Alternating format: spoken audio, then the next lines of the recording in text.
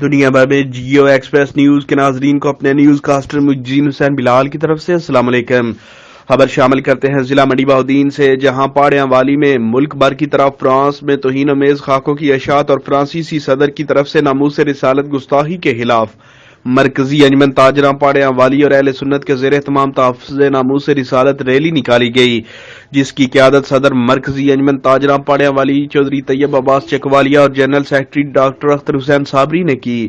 Rally میں تاجر برادری، مذہبی جماعتوں سمیت سول سوسائٹی اور پاڑیاں والی پریس کلب نے شرکت کی۔ ریلی کے شرکاء نے بینرز اور پلے کارڈ اٹھا رکھے تھے جن پر فرانس حکومت کی نبی مکرم کی شان میں گستاخی کے خلاف نعرے درج تھے۔